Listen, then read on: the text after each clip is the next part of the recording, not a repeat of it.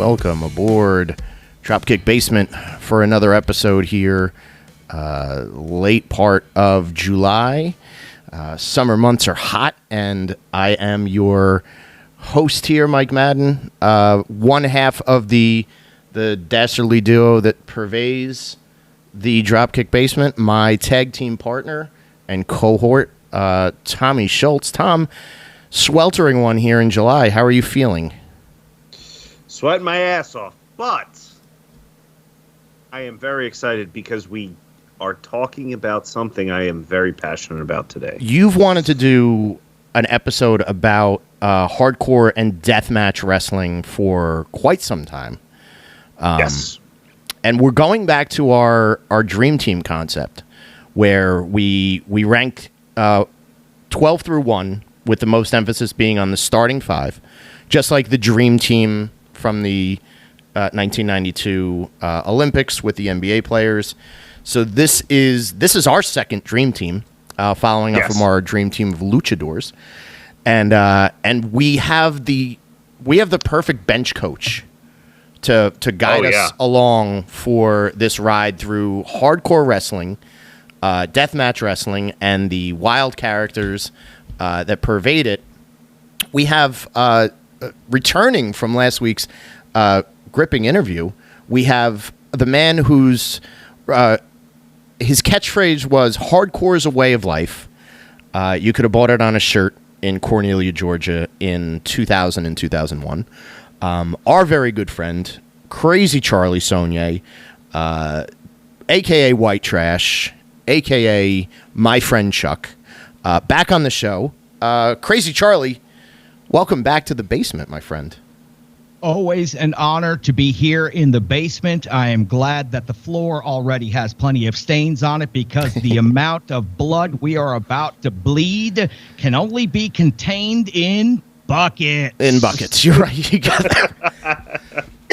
You got that right. I still have this cough, by the way, so I apologize if anybody hears me cough. I'm just going to be coughing up the blood of a hard-fought death match. So, Tom, you're a death match. You would probably rank as our deathmatch and hardcore aficionado. All of us have experiences of it. What makes you? I mean, you've been obviously you go to a lot of indie shows. Or you went to a lot of indie shows, like in the heyday of some of these the companies that we're going to talk about. But where's your brain wired in when it comes to hardcore and deathmatch wrestling? So I think what truly got me into hardcore and deathmatch wrestling in general is the heyday of deathmatch wrestling in particular really hit around the time that the backyard wrestling era of like all those videos dropping started to come out. And that was when myself and my friends were backyard wrestling ourselves. Sure. So it was at first it was a way for us to be like, oh, well, maybe we don't have a ring. Maybe we don't have referees. Maybe we don't have the training to do all this stuff. But I have a trampoline, and we can steal light bulbs from the high school.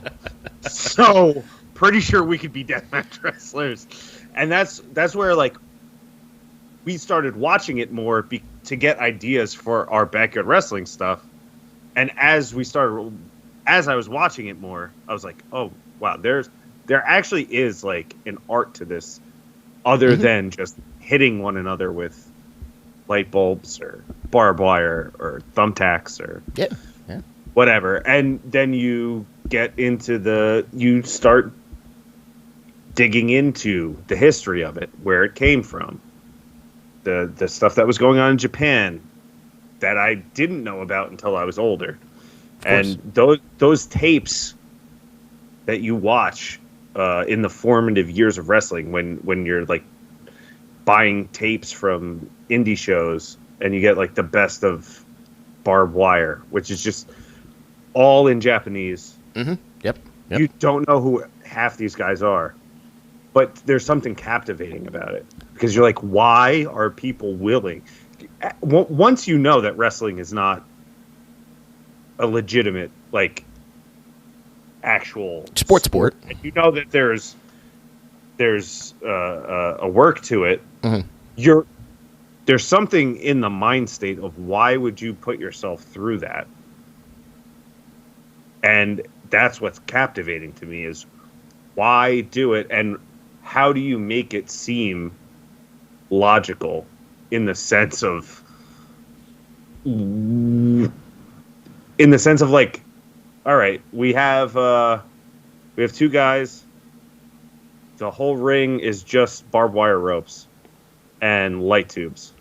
Why would you want to do that? Yeah, right. But they make seems not believe. practical, right? They make you believe. Yeah. And there's just something about that mind state of you're willing to do whatever it takes to win a wrestling match, literally. Yeah. Whatever it takes, whether it be dying in the ring, which at some point in this podcast we will talk about because I witnessed it. Yeah, yeah. And I think, like, Charlie, this is probably something that, like, I think you can answer to that more directly based on your experience, because we're not going to say, like, you were a deathmatch guy, but you certainly had the hardcore elements in a company that was sprinkling that in liberally with your time with NCW and then later NWA Wildtide, and even before that when you developed the White Trash character, as we talked about in last week's episode. But, like, talk about that from your perspective to sort of, like, answer to what Tom is saying, like, you know, what puts you in a mind frame to say this is what I'm going to do tonight, or this is what I'm going to do for this series of matches? I think I can actually explain this somewhat succinctly. It was very few and far between references here in United States wrestling to anything that looked like Japanese deathmatch wrestling. As a matter of fact, it was virtually non-existent other than Sabu and just a very, very small cast of characters that were engaging in anything that looked like the tapes you would trade and get from Japan. So for me, it was the visceral in-person experience of seeing my first weapons in a cage match at ECW Arena at Heatwave 95. Yep. I accidentally / on purpose went from a fan to a participant as I ran out into the alleyway, grabbed a pallet, brought it back in. The crowd chanted, "Pallet, pallet, pallet." It got in the ring. It never got used, but damn it, it was a striking sign in the middle of the ring there, leaning up against the cage. So It was that night. It was that simple. It was, I experienced my first ever bloodbath with weapons, and the way the crowd reacted to it made me believe this was the way to go. Stole a chair from the ECW arena, threw it in the back of the pickup truck, drove back to Union Beach, New Jersey, started to make my next plot, and then was introducing hardcore, because there was no U.S. deathmatch scene, introducing hardcore to a state that had an athletic commission and didn't allow bleeding. Fellas, it was a long road to go. That's right. It says the man who was banned from South Carolina.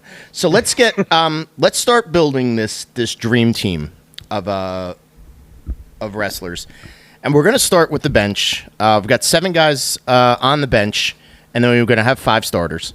So the first name that comes up is one of the modern purveyors of deathmatch wrestling in the United States.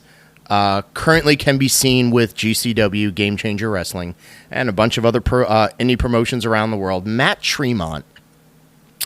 Tom, I'll go to you first because I think you have the most experience with the highlights of Tremont's career and what would put him in the conversation as one of the best hardcore / deathmatch guys on the current scene and then through the history of pro wrestling. So, Matt Tremont is typically known as the most decorated American deathmatch wrestler of the modern era. Mm-hmm. He has traveled literally all over the world. He's won every major deathmatch tournament that there is. Yeah. He started in CZW, back in, I want to say like 2008, 2009. And he was immediately referred to as Baby Gage because this was around the time that Nick was going to jail. And he kind of stepped in, and this was a downtime in the CZW Deathmatch era. This is after DJ Hyde bought the company, and things were kind of going downhill in terms of the fan base that they had built for the first 8 or 9 years of the company. They were more focused on guys like Sami Callihan and Adam Cole at the time, and trying to build a more Ring of Honor-esque style, which didn't fit the fan base. The fan base was still... That's not what they wanted. They still wanted bloodlust and a lot more hardcore than... And so as they were going away from that, Tremont came in where Nick Gage had left off and picked up very quickly. Sure. He's one of, if not the only American wrestler to have a singles match with Onita in the last 30 years. An exploding barbed wire match in the Trenton Thunder Stadium, which is insane. Oh, wow. Okay. But Matt Tremont he is currently on his third or fourth retirement, which is a typical deathmatch hardcore wrestler trope, as we'll talk about later on. But I mean, Matt Tremont, he is the current GCW Ultra-Violent champion. He's won Tournament of Death. He's won the Tournament of Survival. He's gone to Big Japan. He's gone to Freedoms, IWA Mid-South. Right. All of the major American deathmatch promotions. And although his career is somewhat short in terms of some of the other guys that we're going to talk about on this list, what he's done in the 15 years that he's been around is nothing short of remarkable, especially in the deathmatch scene. Yeah, I agree. It's a name that comes up a lot. If you see that somebody is going to have a tournament, a hardcore tournament or a deathmatch tournament, wherever it is in the country, his name seems to pop up a lot. Always. Chuck, he reminds me. Go ahead. There's one other accolade that I forgot to mention. When Abdullah the Butcher was being inducted into the Deathmatch Hall of Fame, Abdullah the Butcher referred to Matt Tremont as the Black Abdullah the Butcher. There you go. That's if there isn't a ringing endorsement. For those who are unaware, Matt Tremont is a white man. Is very white. So that's I was going to say, like, Matt Tremont, to me, looks wise, and even some of the work wise, I think Matt Tremont reminds me a lot of Tank. He's got a lot of that element. He's got a lot of that, and he does, like, he's got a great fire up. When it comes to, like, he'll be on the selling side and he'll take bad punishment with a million weapons, but then he's got great, like, he's got a great kick out. He's like a 2-count kick out specialist. So, and then again, he's got fire when he comes back, and it's time for him to go home. Grabs the right weapon, or at least puts his body in position the right way to set up finishes extremely well. So I think, and listen, like, for a guy that sort of is tied into deathmatch wrestling, and it's really been the only thing that he has done. It's not like he's somebody that has, a great legacy as a tag team performer or something else. Like, he sort of like lives in that world. So for him to kind of carve that out, literally, through his career, I think that's a testament. And that's where I think that comparison to Tank comes in, where they kind of have that sort of like two sides to a coin parallel in their career and in their sort of their character build, so to speak, I think. I'll go ahead and say this. This is exactly what Tank would say if he heard you and your description right now. He'd say, those shit birds don't know nothing. But trust me, that's what Tank would say no matter what your opinion was. No, but about Tremont, listen, I had a chance to hang out with Tremont in Cornelia during Tank's retirement tour. I made a couple of different appearances as, his old tag team partner, doing the whole gimmick of I'm in his corner saying farewell as he takes on the biggest of the biggest legends. And Tremont came down to Cornelia and did a really, really nice job. And, it's those very small moments where you were mentioning deathmatch wrestling before, Tom, and like what brings guys to it and what makes them believe so much to want to do it, and to be in the alleyway behind the old Mud Creek School Gymnasium in Cornelia, Georgia, building barbed wire boards with Tremont and Tank as they're getting ready to go out there and massacre each other. Yeah. But to be standing there and laughing and being like, come on, shitbird, make the loops big enough so that fans actually believe it, and just to hear them going back and forth and just the fact that these guys have actual love for each other, and 10 minutes from now, they're going to carry these barbed wire boards out to the ring, and they're going to do everything they can to mutilate and massacre each other's bodies and their own, simply for the entertainment of whatever paying crowd is there and whoever might watch it later on the internet. But yeah, Tremont was a really cool dude to get a chance to spend one night with. I didn't get to hang with him much during his career, but man, he made an impression that one day. That's excellent. Yeah, that's a good story. So, moving on to the number 11 guy on our list, and Charlie, this is somebody that you had advocated for, longtime hardcore wrestler, and we say long time, like goes back decades. Gypsy Joe, predominantly Southern, maybe Southern independent. I know he was part of USWA, and he may have even been in World Class as an underneath guy, back at the beginning of his career. But when hardcore really hit its coming out party in the mid to late 90s, Gypsy Joe was a guy that was on a lot of. He would be in these multi-man matches, and he would be on a lot of cards, and at the time, he's in his, I guess he's in his late 50s, even into his 60s at that time. He was also a guy that he had gone to Japan, and he had done some tours with Big Japan and FMW too. But you said you had a Gypsy Joe story? Gypsy Joe is Dan the Dragon Wilson's uncle. No, so Dan, really? Yes. So Dan the Dragon Wilson is introduced to the wrestling business by his uncle, Gypsy Joe, the toughest son of a bitch to ever live. Yeah. Now, as you have told many stories about me, my old roommate, Dan the Dragon Wilson, now the Rev, told me legendary stories about his uncle Gypsy Joe and the fights and the wars and the run-ins with New Jack, especially if you've never seen that one on YouTube. That's maybe the stiffest match in the history of the wrestling industry.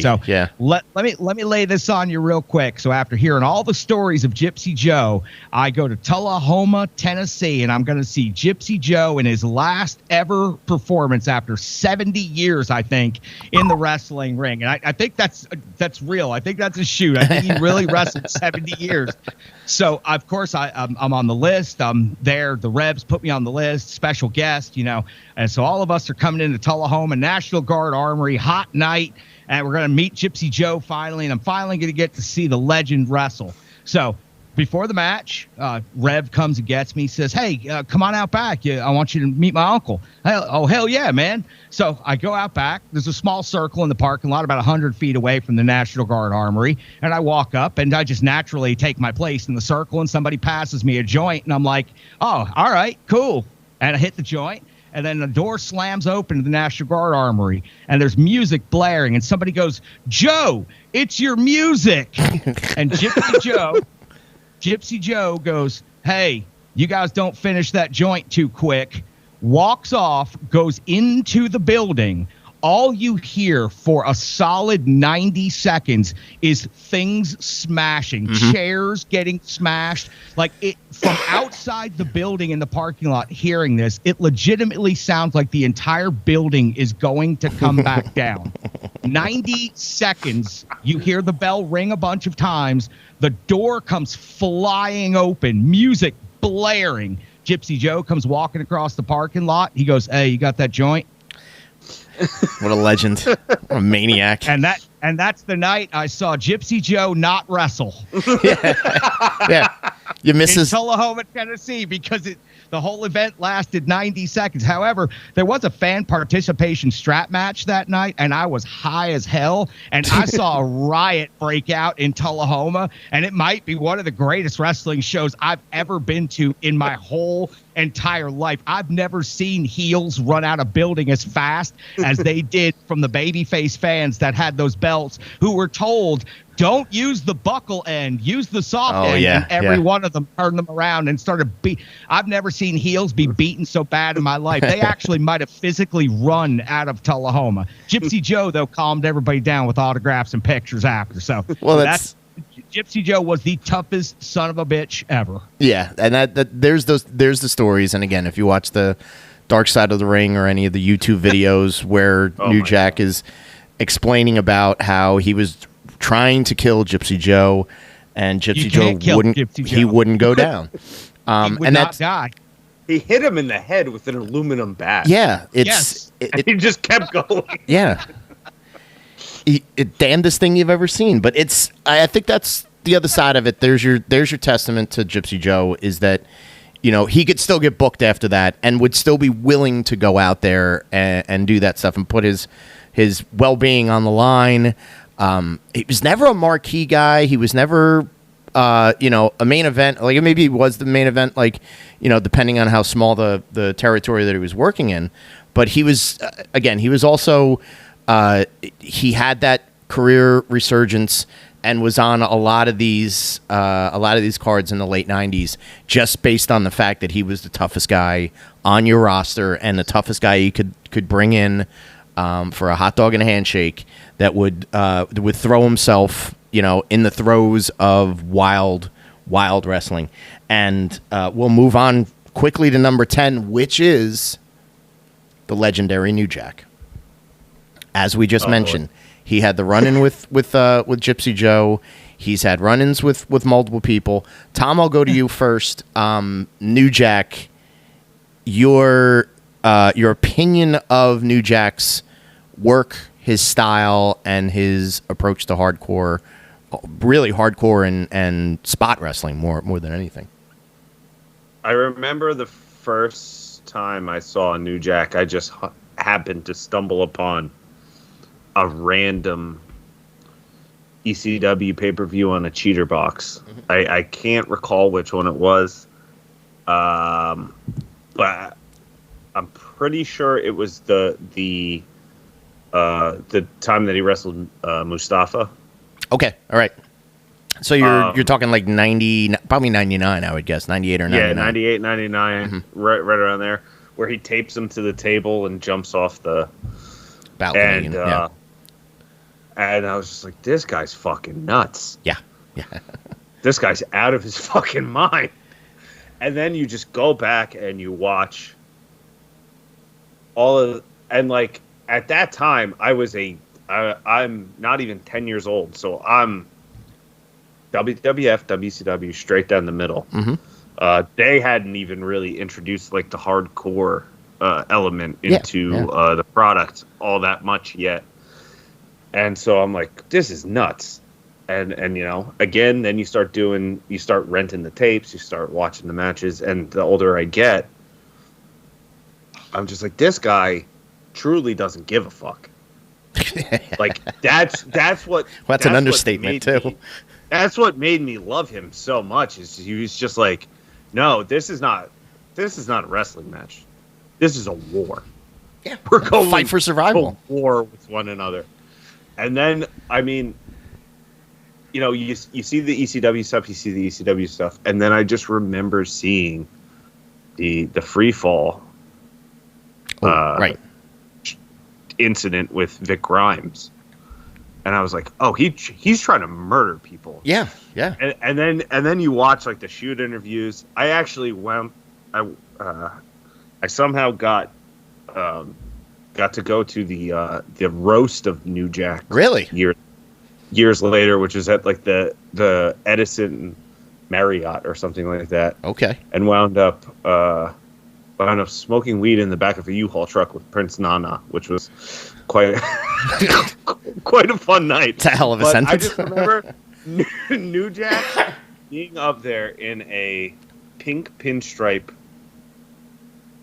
like 3-piece suit. You can say it's a pimp suit. It's a pimp suit. yeah, I guess it was. Right. And the whole time he's just going like, I can't believe that I did all this hitting motherfuckers with shit. Yeah. I was just like, that is the epitome of it. But that's why you love him, is because he wasn't trying to dress stuff up. No. He was like,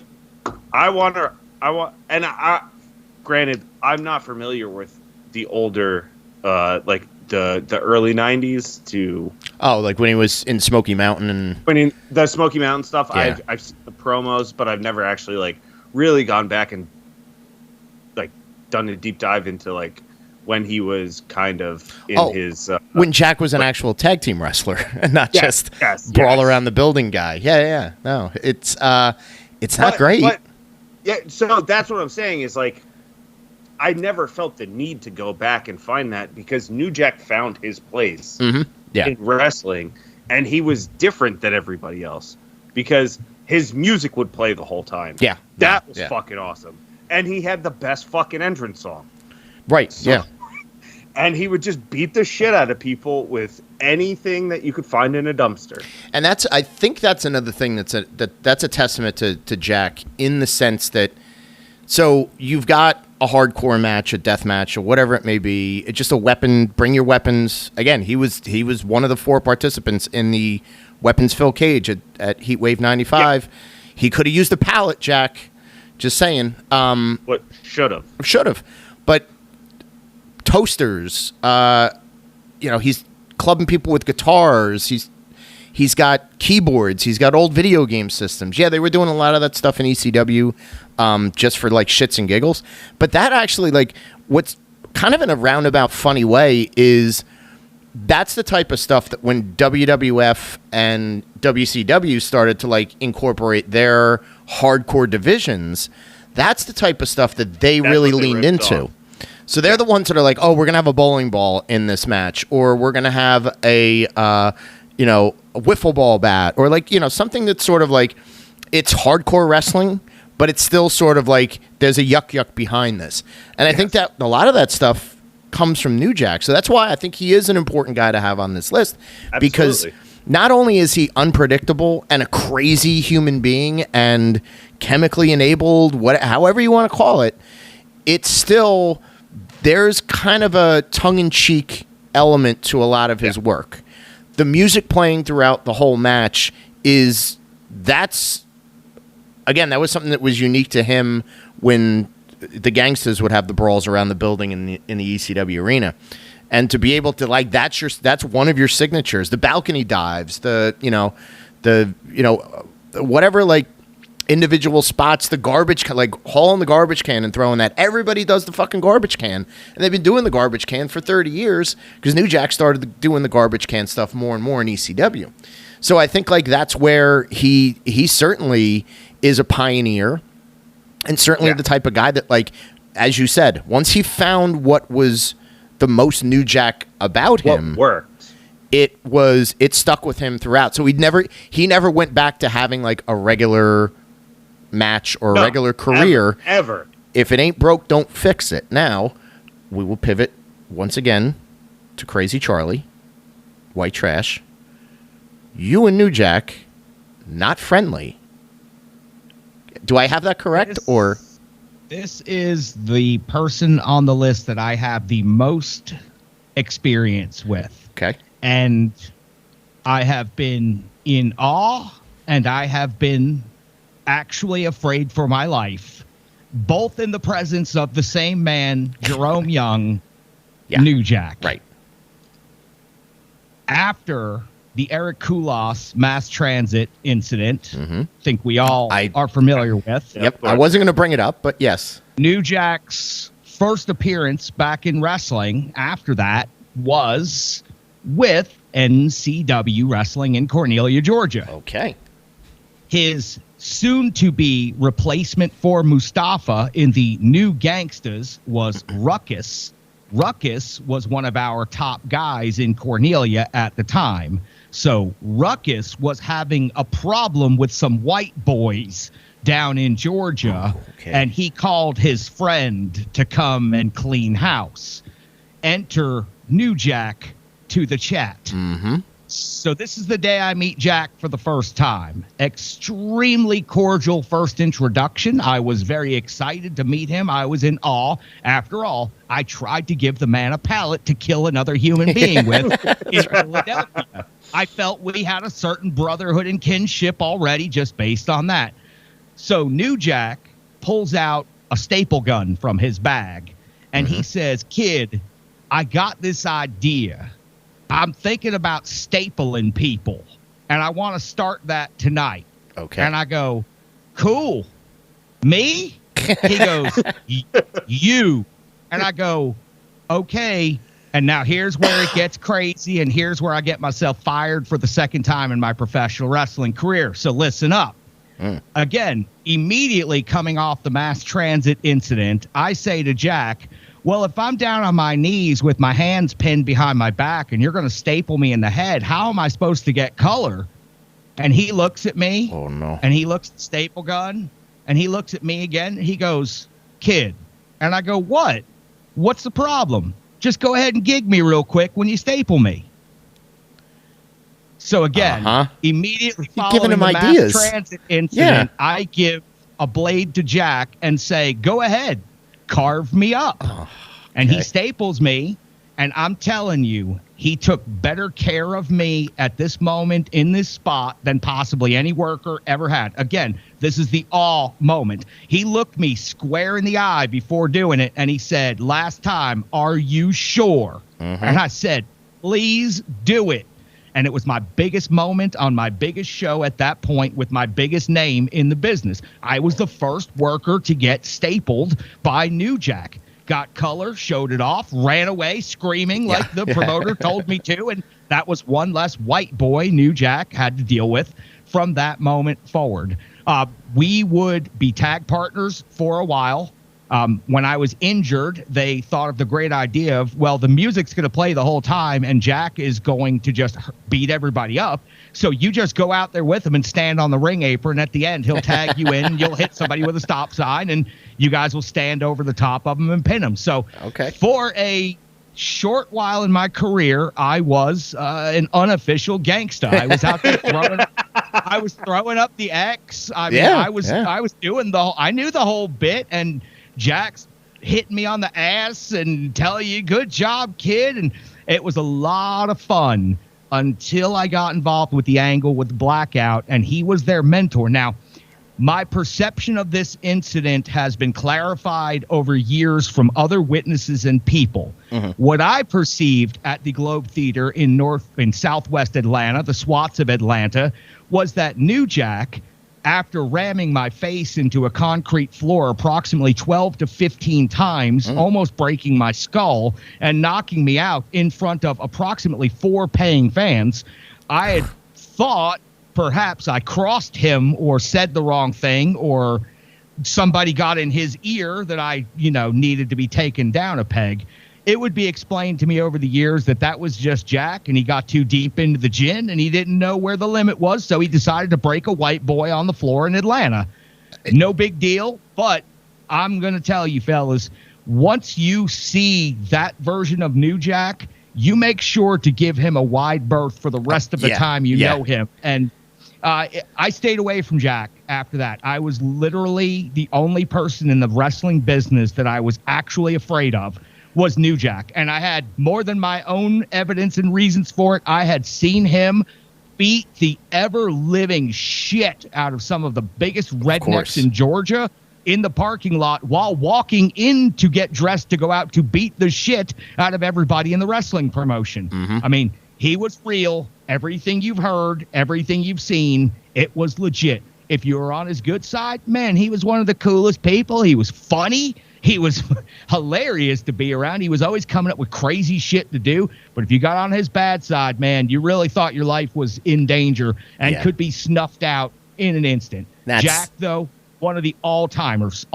Yeah, and again, the realism, the realism is part of the reason why he deserves to be on a list like this, and to talk about him in those sentences. So we're gonna move on from Jack to our number 9 slot on this dream team, Abdul the Butcher. Shit. Do you want to go right into your Abby style? I mean, you're in Abby's territory. The last time for the most part, I saw Abdullah the Butcher was at Abdullah's house of Chinese food and ribs. Rest in peace. Abdullah came over to the table and he said, "Boys, is everything okay?" And we were like, "Yeah, Abby, everything's great." He goes, "No, I mean, you should eat more. Buy another plate of food while you're here." Yeah. And we all said, "Yes, Abby. Understood. We'll all buy an extra plate of food while we're here saying hello to you." So the classic worker that Abdullah the Butcher conned us all into buying 2 plates of food at the buffet at his shady-ass Chinese food and House of Ribs restaurant, which I still have the menu for hanging up on my fridge. You do? All right, good. A classic day. Abby, truly, listen, where we talked about Jack being real at every moment in every sense, Abby had everyone in the world convinced he was real at every moment, and he might be the best worker of all time, because when Abdullah the Butcher was not in his gimmick and you saw him away from the show, he was the most normal, soft-spoken, easy to get along with guy ever. But we all know the rep and the rules of how he guided his career. When he showed up at your show, he came in the room as Abdullah, not whoever he was before he got there. He arrived in the locker room as Abdullah, and he worked the boys as Abdullah. He stormed through the locker room, pushed 1 or 2 people out of the way, went into a private dressing room, slammed the door, and then everyone was told, if you go in there, he'll kill you. Abdullah might have been the single best worker and carny of all time, because he had every one of the boys worked. He had the promoters worked. He had the staff, the fans. He had every single person worked, and he made a hell of a lot of money off that stupid hamburger bun on his head. But he comes up on our show a lot. Tom and I talk about Abby. I think we talk about Abby maybe like for the last like 3 or 4 episodes. Scariest wrestler, leaps and bounds scarier than a lot of guys. And I think when it comes to the style that he had in the ring, you know, he's not flashy. He's a 400-pounder. He's not graceful, but man, can he drop an elbow. But when you want to have a high-profile main event, hardcore match or grudge match that you're going to put 2 monsters in the ring and you're going to sell a bunch of tickets, and you need and Abby has been your lead heel for 6 months, because he's not going to stay in a territory for years. He's not like, he was never the type of guy that would go to WWF or go to NWA or WCW and say like, all right, I'm going to be here for 2 years. I'm going to sign a contract. I'm going to do this, that, and the other thing. He was never that type. He was your main event babyface was going to get into an angle with whoever Abby's manager was, and Abby's bringing him in to like, I'm ridding the wrestling world of Dusty Rhodes, or I'm ridding the wrestling world of the Von Erichs, or somebody in Puerto Rico, Carlos Colon, whoever it may be. You're going even back to the 70s when he's, in and out of Canada, and he's, button heads with the Sheik. And then here comes Abby, and Abby has the squash matches on TV, and you're building to that main event where you have your main event guy against Abby, and it's a brawl all over. It's a walk-in brawl. He's one of the best walk-in brawlers, because it's not like you're getting a guy jogging rope to rope. So that was his bread and butter. And yes, Chuck, you're right. Like, he made a career out of it and made a lot of money walking into a locker room, realizing, hey, even when he got to his older part of his career where he's more of a spot show guy and more of an indie darling, where you're giving him a bag and he's saying, all right, just make sure people leave me alone back here so I can get in my gimmick and I can, make the money that you need me to make and put on the show that you want, scare the people in the crowd. So for that sense and for the style that he worked, like, he certainly is, like, he's going to be on your pantheon of hardcore wrestlers. Maybe not a death match. I don't want to put him in like Abby ain't taking no bumps on fucking a bed of nails. He probably, if he ever did Thumbtacks, like, he might have done Thumbtacks at some point later in his career. But he was more of a cage match guy. He was more of a, you could see him in a barbed wire match for sure. But he was going to, everything was going to stick into small spots that utilized the wire at the ropes. You're holding somebody's face over it. You've got those images that are in like the aftermags through the 80s and the late 70s. Runs in Japan, so he would be in most of the promotions that either Sabu was part of. And so yeah, I mean, for that sort of that otherworldly presence and that otherworldly, like, super attraction, I would say he's like one of those guys you talk about as a super attraction, and especially in hardcore wrestling. So yeah, that's my Abby thought process.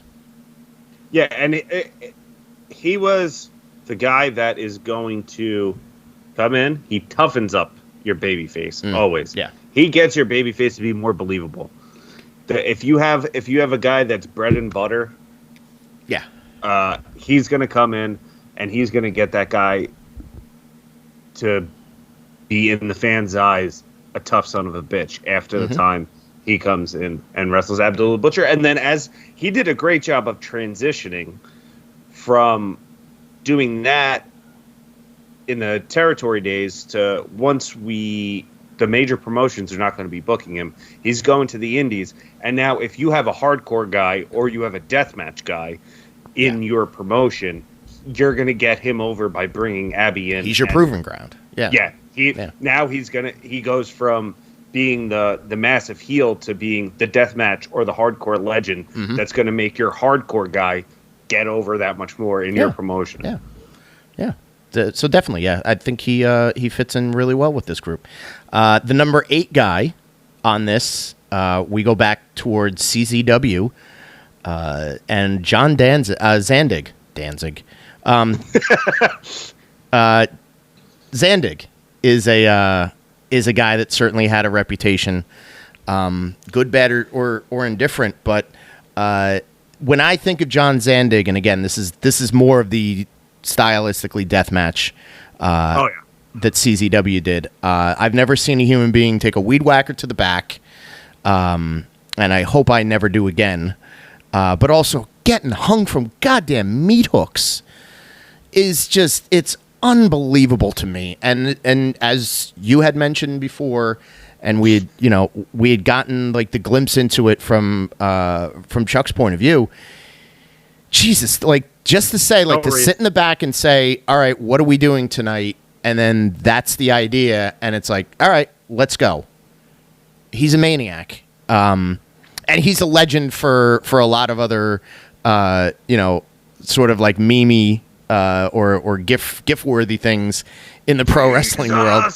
For sure. Jesus and the posing and everything. So give us a little bit of your history with Zandig. Me? Yeah, from your CZW going to those Tournament of Death CZW shows. Like growing up, CZW that was my personal indie promotion. That was my favorite one. We would go to almost every show at the arena. And then we'd make the treks out to Delaware to go to the Tournament of Death. Zandig, I think, is this may be arguable, but I think he's the most influential American deathmatch person, maybe not wrestler, but person ever. Okay. He in America he modernized what we call deathmatch wrestling now with CCW back in late 99 and early 2000. The first, if I'm not mistaken, the first ever 200 light tube match was the CCW thing, the Cage of Death, which like now that was their like yearly deathmatch blow off. Yeah, they're WrestleMania.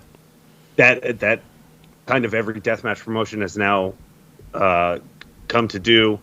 And he, I would arguably say, has the two most insane bumps in all of wrestling history, with Sick Nick Mondo at TOD2 and the bump with Joey at Game Changer World.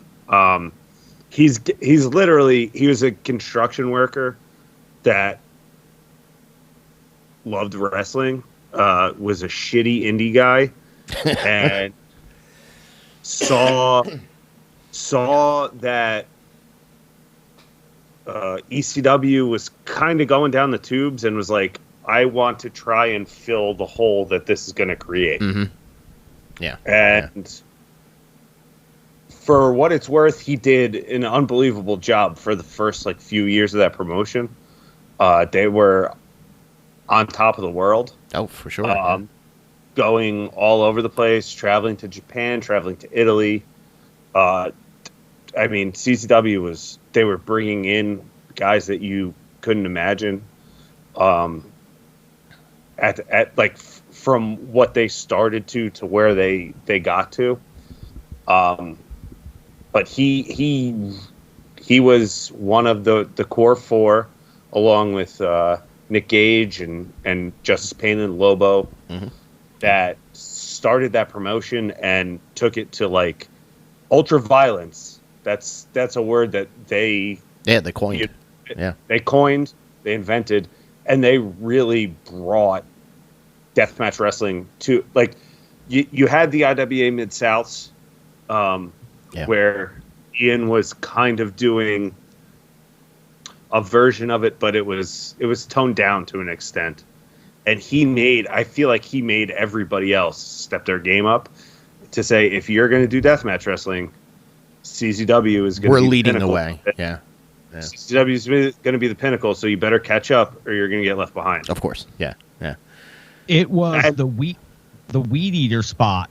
It was that spot that was sent to me that I was at the time having the earliest of conversations about coming up to New Jersey and getting involved and doing something with CZW. And I saw the weed eater spot and I thought to myself, no, I'm not driving all the way up there for that.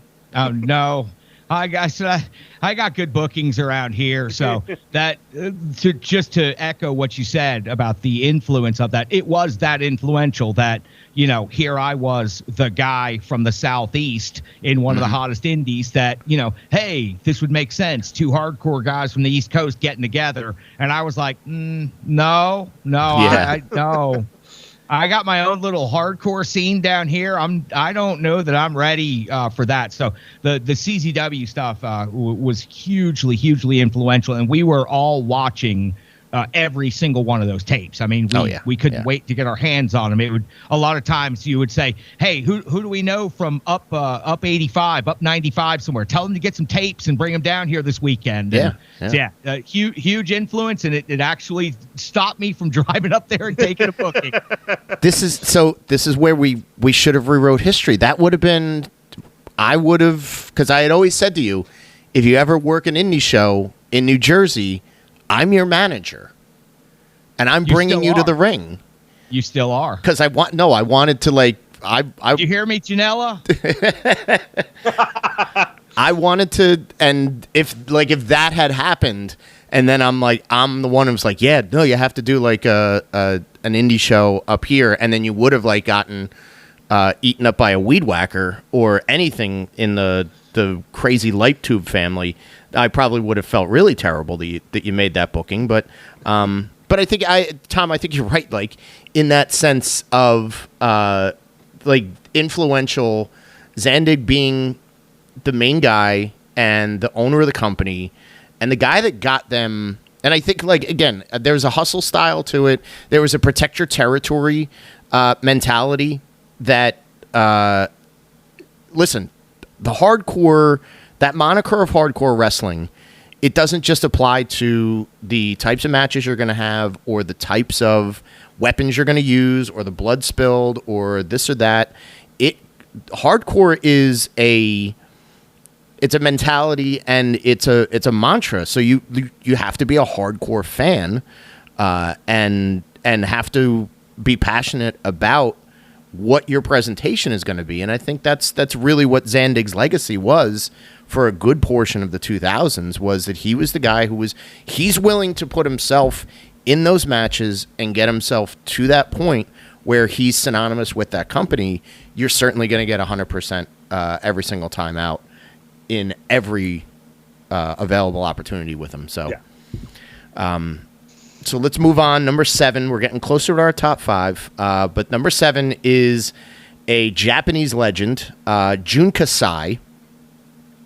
Now, my experience with Jun Kasai is a little bit soft. He sort of landed on my radar through that Vice documentary that that showed up maybe in 2017 or 2018, which talked about Japanese hardcore wrestling and Japanese deathmatch wrestling. That, for me, you know, I always thought about the FMWs and even like the beginning of Big Japan, and had seen compilations and matches from those eras in my tape trading days in the 90s. And I really had thought that it's sort of like that shrunk and their worldview was very like narrow. So then you see this documentary and you're hearing the legend of Jun Kasai. And first of all, you take one look at Jun Kasai and you're like, you know exactly what type of wrestler he is. That guy doesn't know what a headlock is.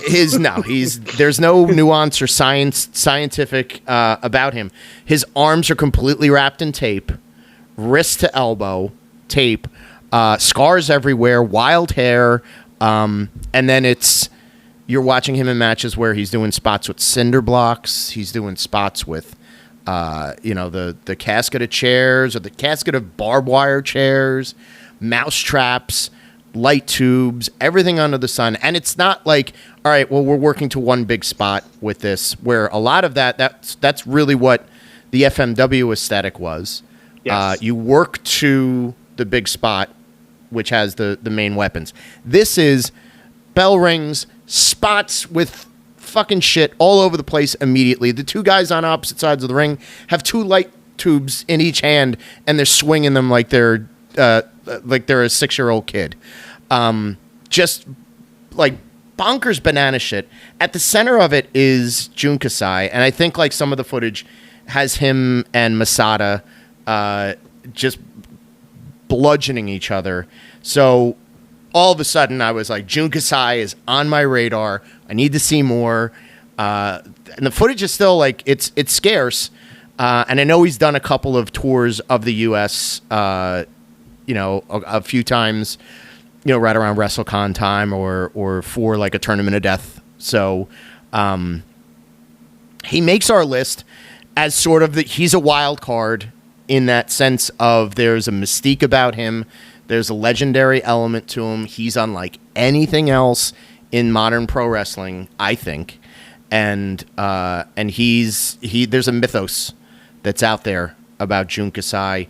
Chuck, have you seen any of the footage of this stuff? The mayhem is what makes the magic, and that's really all that you need to know. Like, just put it on and just watch. Mm-hmm. The mayhem will make the magic for you. That's all. That's literally all you need. Yeah. Tom, Any history with Kasai stateside? I've been fortunate enough to see him a few times. Okay. In person, and he lives up to it every single fucking time. The first time that I ever saw Jun Kasai was 2001. It wasn't in 2001, but it was a match from 2001. I want to say I saw it in maybe 2004, 2005. It was his first American appearance in CZW. It was him and Justice Payne versus Johnny Cashmere and Wife Beater. It was like some weird Johnny Cashmere. Yeah, and it's a show called Unfucking Believable, which up to that point was known as the most extreme American deathmatch show of all time. Okay, all right. And the four of them beat the ever living fucking shit out of each other, and that got me onto Jun Kasai. And the first match I saw of Jun Kasai in Japan was him versus I can't remember how to pronounce the guy's first name, but something Ito. Okay. And they did a razor blade cross match. Nope. I'm out. And so they just had styrofoam crosses that were just filled with razor blades. And I'm assuming that that's how he has all those scars on his back. Yeah. Because he was just the first spot of the match, he was power bombed into a board of razor blades. Yeah. Oof. And I was just like, this guy gets it. He's special. This guy knows exactly what I want to see. But yeah, it was just like, it's captivating because he has such little regard for himself. I know. Yeah. But I would go out on a limb, and I know that we're going to have another guy higher on this list, but I would go out on a limb to say he is the best Japanese deathmatch wrestler of all time. Okay. In terms of deathmatch wrestling.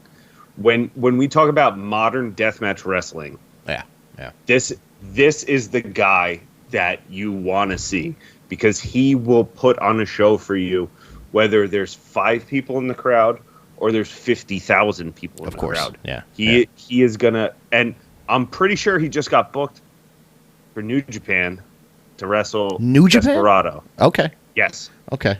In a hardcore match. All right. So like, his legendary status is finally catching up to him, and everyone, because he's been doing it for almost 25 years at this point. Of course, yeah. Jun Kasai, I would give him all the flowers. Unbelievable. It's in the deathmatch world. Well, again, as I was saying earlier, with Zandig, with innovation, this was a guy that, whether or not you want to call it innovation or just stupidity, he took things to another level, and it's only getting crazier. Of course, yeah. He's an innovator, but he also may go to trial for, like, involuntary manslaughter for one of the matches that happen in the near future. Yeah, if something goes the wrong way, he's going to be on the wrong side of history. But yeah, no, it's mythological, and it's magic. That's for sure. So we're getting closer to our top hour. Last guy on the bench is, you never want to say that the last guy on the bench may be one of the craziest of all time, but it's Terry Funk. Now, for me, I always rank Funk kind of low on these hardcore, and it sounds like blasphemy. Because Terry Funk's one of the 5 greatest wrestlers in the history of pro wrestling. Exactly. Terry Funk is one of my heroes in pro wrestling. Now, I think once we get to the top 5 guys on our dream team, you'll understand reasonings why Funker isn't here. But Funker's the baseline for all of this. All of these guys that we've talked about have, some of them have been in the ring with Terry. Some of them have been inspired by his, especially the later half of his career, where he did become a little bit more wild and was more synonymous with the the brawling all over the building and the weapons and the blood and the barbed wire and so on and so forth. But I do think there's a spirit to it, and when you say the word deathmatch, it's a shortened version of Texas Deathmatch. And that's where, in that Amarillo territory in the 50s and 60s, that's where the concept of a no-holds-barred, lights-out, fight until somebody can't stand matches didn't really involve weapons all that much. Maybe you got a bull rope in there, maybe you got a chair, but it wasn't what it would become, but it was certainly the building block. So Terry Funk, to me, like you say deathmatch, Texas Deathmatch, and you're going to get more people to say, okay, that's a Terry Funk signature. But again, he was a guy that was at the forefront of FMW and helped put them on the map. He was there for the beginning of ECW to help get, everybody in ECW ready to go and established. When WWF had a hardcore division, who did they want to sort of be, kind of one of the grandfathers or godfathers of the hardcore aesthetic, and we'll certainly talk about his counterpart in a little while. And then WCW, hey, we got a hardcore division in the dying days of WCW. Well, just call the Funker. The Funker will come around, and he'll put himself through the paces and have these wild all over the building brawls, and he'll cave in Norman Smiley's head with a garbage can or a garbage can lid a couple times. And then even the later part of his career, he figured out all right, well, I don't have to take crazy bumps, but I can walk and brawl. And Terry Funk was on a lot of these indie shows, just in the way we talked about Abby. You need somebody to help establish your toughest guy in your company. We can call Terry Funk and we can give him a payday for a weekend, and everybody's gonna shell out for Terry. Chuck, did you ever get a chance to meet Terry or work around him? One of the great misfortunes of my career was not getting to work with Terry Funk. I did, however, steal more from Terry Funk than probably any wrestler on earth, including his three-quarter moonsault, which never quite went fully over the top. But I always looked at it like this, man. If the Funker's willing to get up there and do an acai moonsault that looks like that, then I should have no shame in the form of mine, and I'm going to get up there with as much. It was about passion, enthusiasm, the best punches in wrestling history. Yep. The Funker, like you said, man, he's on this list as number 6, but on most lists for overall wrestling, he's near the damn top. He's easily one of the best salesmen of all time. He drew money everywhere he went. If you had a baby face that needed to get over, you put him in a program with the Funkster, and you had money to be printed, and you had fans coming over the railing and out of their seats. Yeah, Funk's one of the best of all time. I truly, truly wish I had gotten to work with him. I know a lot of my cohorts from the Wild Side days did, and every one of them effusive praise, just like we have, and they said he's as real as they come. So, man, the Funk, easily one of my favorites. Yeah, for sure. Tom? I mean, you guys have said mostly everything that I could possibly say, but he was the finalist in the first deathmatch tournament ever. Yeah. So I think that kind of solidifies his spot on this list in and of itself. If you're the innovator of the modern deathmatch tournament, oh, for sure, yeah. And you're a reason why they put it together. So yeah, you're the reason why most of these guys that we're talking about have a career. Yeah. So here we go. We're going with our starting 5. We're down to our top 5 guys. Number 5 on this list, Terry Funk's wrestling soulmate, to a certain extent, the legendary Cactus Jack, and I'm prefacing this, and I'm saying Cactus Jack. Cactus Jack won the King of the Deathmatch tournament. His ascent into pro wrestling was always based on the amount of physical pain he could endure, the brain that he had for inventing spots and inventing. Think about this, the weapons that are used and trotted out every time somebody wants to have a no rules hardcore match. A lot of them came from the warped mind of Mick Foley, a.k.a. Cactus Jack, Thumbtacks, barbed wire baseball bats, the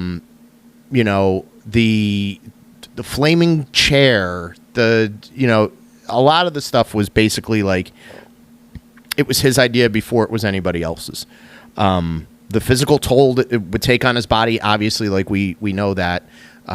Even in a Hell in a Cell match, he's getting thrown off the top. He's taking incredible bumps, and he's taking life-altering abuse for the endurement, for the adoration of the fans. So he's the king of the deathmatch for a reason. It's not just, hey, I won a tournament. It is, by God, like Mick Foley's been broken in half, or Mankind, or Cactus Jack.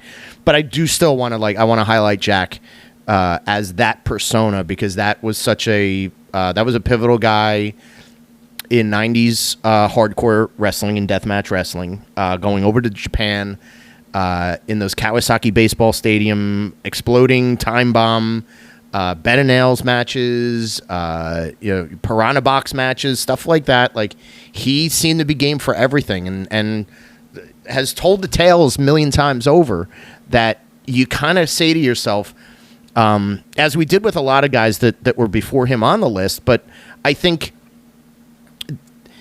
he's a folk hero in that sense, in the whole, like, hey, I came out on the other side of this, and I was able to be the world heavyweight champion in the biggest box office era of pro wrestling, and I was able to write books, make TV appearances, basically become like the grandfather of pro wrestling that he is right now, after putting his body through a car wash of misery through his career.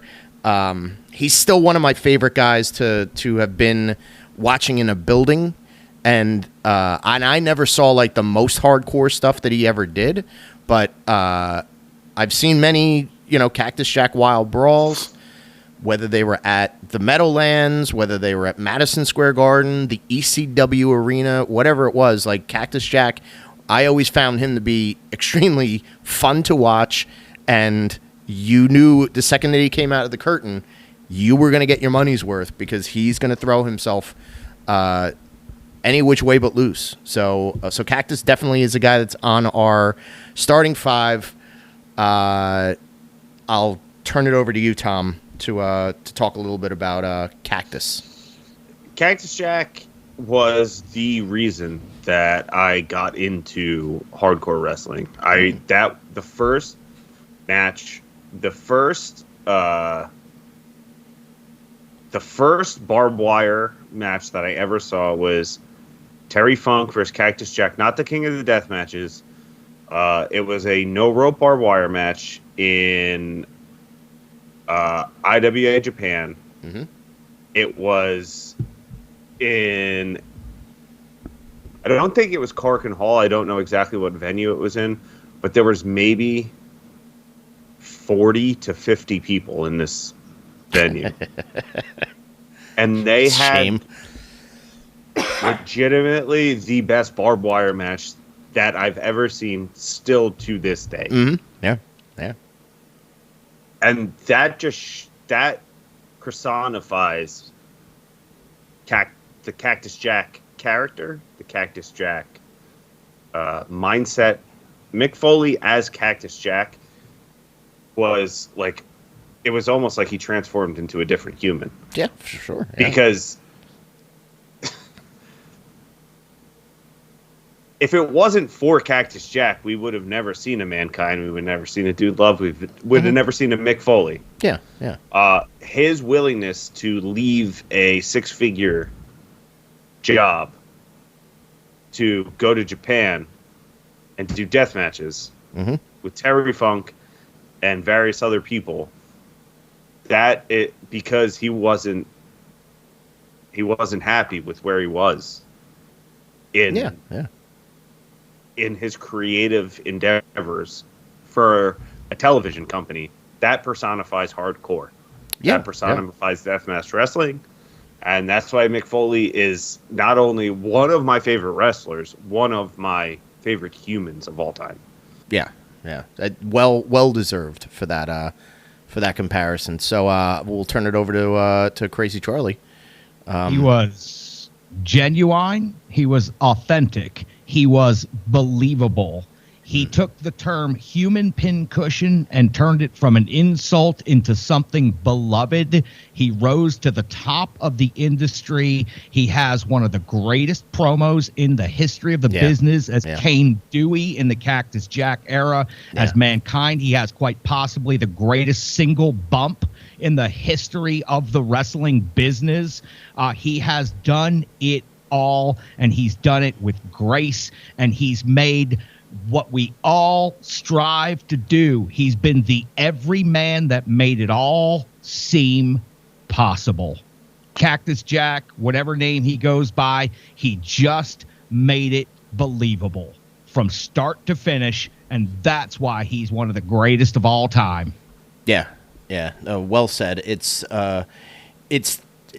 that sort of, like, that's the type of thing. Like, I wherever you are in history, and I think there's a lot of people that have that story of I watched the Cactus Jack match and then I knew I could do pro wrestling, or whether I could do pro wrestling and I want to start training, or whether it's I am going to follow this now because that got Charlie, you're right. Like, the believability is right on.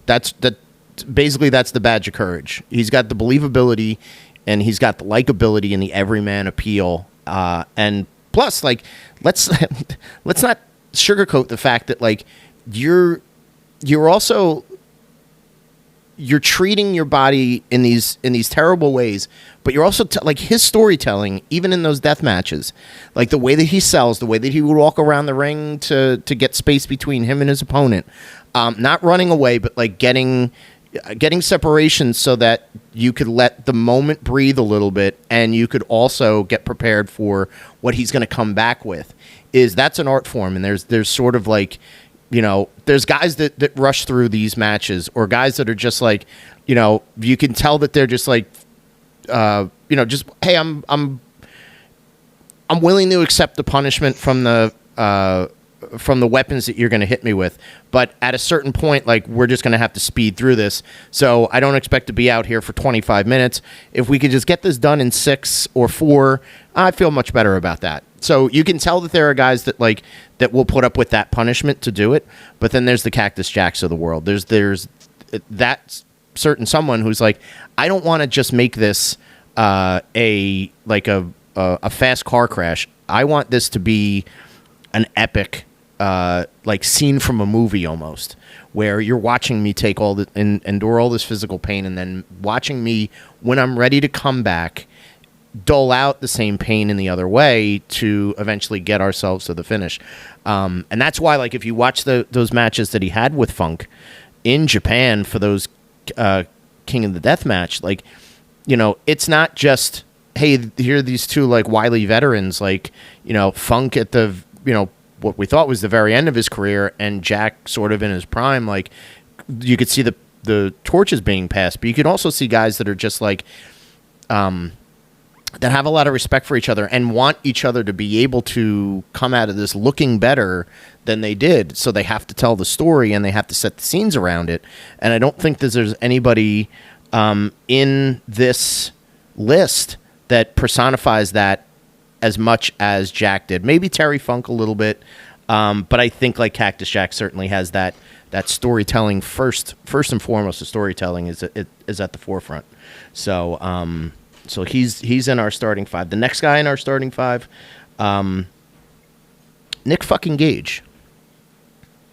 Now, again, for my point of view, he's a guy that's synonymous with this and has been synonymous with it for the last 20 years. When it's become not a go-to, but I think there's, as Tom can attest, like, there's a reverence to it, and there is certainly a cult following that deathmatch wrestling has gotten. And if you have a personality like Nick Gage's, and a real story like Nick Gage's real story about fucked up life away from the ring and a very, a couple of arcs where, this guy was in prison. This guy died in the ring. Like there's so much like mythos behind that and then you still say like, hey, he's still like out there to this day, like doing that and putting his body on the line in that way.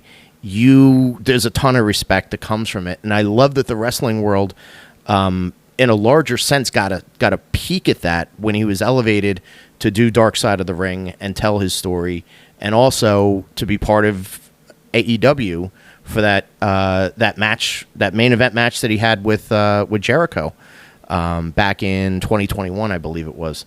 So, Tom, I'll start with you about Nick Gage. You certainly have a long history of his involvement with promotions that you went to see live, and you've seen probably him at his best and his worst. So, yeah, he was part of, like I said earlier, part of the core four of CZW. Mm-hmm. He was like the first guy that they were building around, because the rest of them were deathmatch centric. Mm-hmm. And Gage was one of the guys that could do. He was one of the first I would say hybrid. Okay. Right. One of the first like hybrid wrestlers that you would then like later on. There were a ton of guys that would go around with that moniker, like Moxley for sure, like is one of those types. Moxley, and guys like Drake Younger and stuff like that, where it's like they dabble in the deathmatch, but if you put them in the ring with the best guy in said promotion, he can go and do a regular match and have a banger. But Gage was the guy that like CZW built its foundation on, because he was the best at what he did, and he went on to be tag team champion with Nate Hatred, had an incredible run as the Hate Club, was a junior heavyweight champion with them, was their world champion, wrestled every major deathmatch wrestler, won every major deathmatch tournament, wrestled in every major deathmatch promotion across the world, and then had his issues with substances. I was there on at Tournament of Death 8, I think it was, when him and Thumbtack Jack had the 200 light tube match, and he had his artery slashed, and they had to medevac him out of DJ Hyde's parents' backyard. And he was still flipping off the crowd, right? He still had his middle fingers, So he cut the artery underneath his armpit, and he was wearing a basketball jersey that then turned Michael Jordan jersey that then turned red. Gee. He ran to the back because he knew that he was cut bad, and like no one knew what to do. And he was trying to go back out because he was just like, just tape it up and I'll go back out. And then like John, like 10 people just ran out from the back to try and like salvage the main event.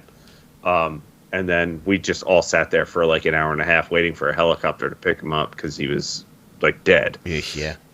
But a guy that literally died for art because he loves fucking deathmatch wrestling. Yeah. And that's how he said he wants to go out.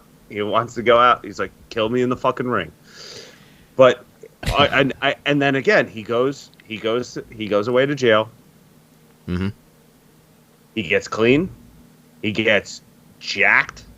Yeah. He comes back, and he does everything that he did with CZW, with GCW, and then he makes GCW the biggest indie promotion in the country. Of course, yeah. And that was on his back. Put on what I would say is the best deathmatch I've ever seen in person against Matt Tremont in a cinder block concrete canvas match, which I don't even know thank you. why you would do that. But then gets the dark side of the ring, gets the AEW main event, then has that huge feud with Matt Cardona. That's right. Yeah. He made Matt Cardona the indie wrestling darling in their superstar. Yeah. If it wasn't for the death match that he did with Nick Gage, he wouldn't have had the credibility with the indie fans. No one wanted to see Zack Ryder on the indies. No, if we're going to be honest. But doing that death match with Nick Gage gave him the credibility. Yep. Similar to, as I was saying like earlier, if you bring in Abby to do a death match with somebody, he is now the guy that if you want to get some David Arquette. Yeah. They made a fucking documentary on him after that whole situation happened. Yeah. If you want credibility on the indie scene, you see Nick Gage. It goes through him. He is the epitome of modern deathmatch wrestling. To me, is Nick Gage. Very good, Chuck. What's your thoughts? And I'm sure, like when Tommy's describing this backstage scene where a man is bleeding out during a tournament of death, that kind of makes you say to yourself, "Oof, I'm relieved that I got out of the business in 2001." But Nick Gage, to you. Nick Gage, the spot during AEW, the pizza cutter spot, first of all, is the most legendary, perhaps couple of seconds in wrestling television where you go from pizza cutter to a Domino's commercial and a company legitimately gets heat with one of its sponsors. Yep. But what I was so proud of in that moment is that AEW let Nick go for it. Yeah. They didn't ask him to do a half-ass version of what he does. They let him go out there and show to the world what he does, and it was magnificent. It secures the legacy, the documentary, the comeback, the second half of the career really, truly cements the legacy. And you said it, Tom, he is right now the best modern deathmatch wrestler out there. He's bringing more attention to it. He's putting more eyeballs on it across the world, and he is that guy at this moment, has been since the GCW run, and it's been awesome to see it continue and carry on through in a division and a class full of charismatic characters. He might have the most charisma of them all, and that is just a wild thought to have. Yeah, and that's a good element too. Like he's got there's a buzz when you know that's the only match that's left on a show. I've been to GCW a couple times, and he's been main event both. And there's ups and downs, and there's crowd heat and energy, and you got a lot of oh my gods and a lot of like holy shit chants and this is awesome stuff and you're a sick fuck, all that other stuff.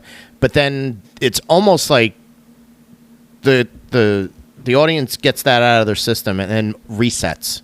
It's a Pavlovian response at this and point. It's for whom the bell tolls. For whom the bell tolls, the chanting, that's it. The salutes, singing along with the introduction and getting into that and doing the hate club call and response. Like there's an energy to it, and then the bell's going to ring and you realize, all right, now it's time to go to work. And I think he works in a way where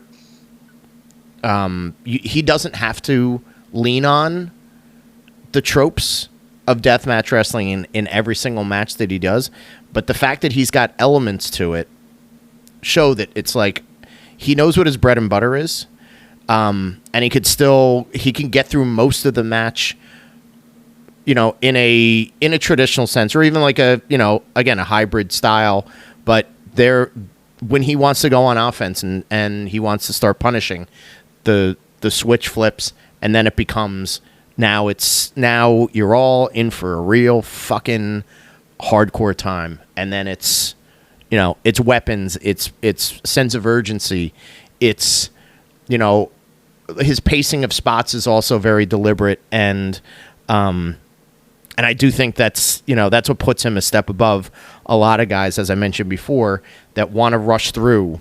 I think he takes his time and he relishes in the aura that is around him and the charisma, as Chuck said, the charisma that he brings to that performance that really set him in a class that we're talking about him as a dream team starter for the deathmatch / hardcore match guys. Let's move to the third guy that we have on our team, Necro Butcher. One of the more unorthodox guys that if you get a look at Necro Butcher, where he's got the cutoff jean shorts, he almost looks like a demented high school professor, because he's got glasses, he's like Weed Guy Dudley, to a certain extent, Backwoods Dudley, no shoes, the big pot leaf tattoo. Like, you're sort of like, am I taking this guy seriously? He could be like the biggest jobber in the world, but then he's like, when he did start getting over and being this sort of like, I think to me, he's more of the Abbey style, like special attraction guy that everybody had brought in to their indie, and said like, the toughest guy in your company. Now we have the toughest guy that we can bring in, and here comes Necro, and he is just fists and feet fly, and he could take an incredible amount of abuse and still turn around, and he's taking all that abuse in the first 10 minutes of the match, and he still is going to go 30 minutes total, because now it's his time to go on the offense, and like, again, just like a tornado when it comes to hands and fists. That's even before he's taken thumbtacks to the feet, he's taken bed of nail spots, he's taken the spider webs with the barbed wire, flopping into that, and then again, that crazed look never leaves him. So there's elements of Cactus Jack to it, where this sort of like, he's in this like haze almost during a match. There's a little bit of Abdullah or Bruiser Brody that comes alive with him, but then there's also something that's completely unique about Necro and his sort of like, I don't want to say like a Hulk up spot like in his matches, like, but just sort of like this sort of like this energy that he's got when he's turning it on in a match, and he's feeling that crowd energy, and he's dealing with the ohs and the ahs and the you sick fucks and all the chants, and then it powers him on. So I've never seen anything like that match that he had with Samoa Joe from, what was that, 2005? Yeah, IWA Mid-South, yeah. IWA Mid-South, and they were in ECW Arena, and it's... Yeah, they did a doubleheader with CZW. And it's no... The best indie match ever. It's no joke, yeah, and it's so physical, and it's like... And they didn't have to do anything other than hit the fucking shit out of each other, and you're sort of like... This is one of the toughest men in the sport of pro wrestling. Well, actually, reverse. Chuck, do you got anything to drop in for Necro? Could not take my eyes off of him. The first time I saw Necro, again, all the things you've already kind of accented here, the bare feet, the shabby demeanor, the possessed look, the incredible amount of pain he could just absorb and keep going. But the one where it hooked me, and I saw it duplicated by nearly everybody after I saw it the first time myself, which was, you get two chairs, you set them up right in the middle of the ring, you sit your ass down across from each other, and you just start throwing potatoes. I saw that spot copied, duplicated, poorly done on every show across America after I saw Necro Butcher do that in the middle of the ring. It was iconic on a level that really just like every man out there says, Hell yeah. Yeah, that's right. I'm going to sit down in this chair right across from you face to face and just punch you right in the face as hard as I can. It was truly an iconic spot from a legendary worker. And again, the attraction to him was I just could not stop watching. No matter what he did, I just couldn't stop watching. What is this freak going to do next? And he didn't disappoint, you'd think, oh, for sure Necro Butcher's going to do this thing I've seen him do before, and no, hell no, somehow he spins around, goes upside down, and lands with a giant spike in top of his head. I don't know how the hell he did it, but I'm fascinated by every second of it. Yeah, that's funny that you brought that spot up, because I didn't really have a way of describing it, but it's the bar fight.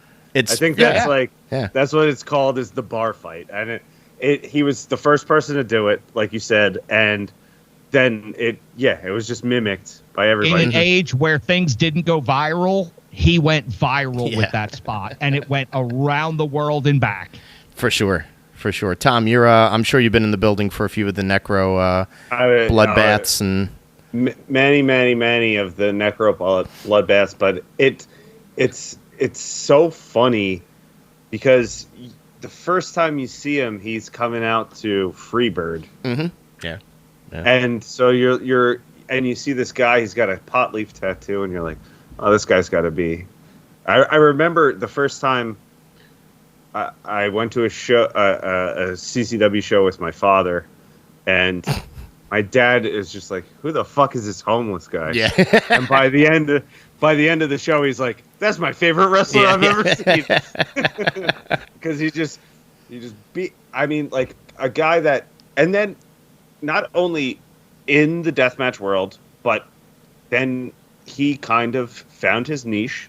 Mm-hmm. He was featured in The Wrestler, and then he transformed into like the more hardcore, the lesser of the two evils when it comes to the deathmatch / hardcore style. Less ultra violent. Exactly. And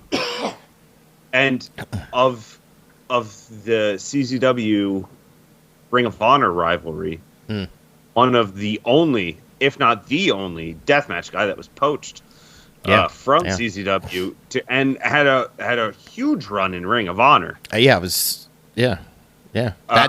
was surprising, but it was also sort of like it's eye-opening.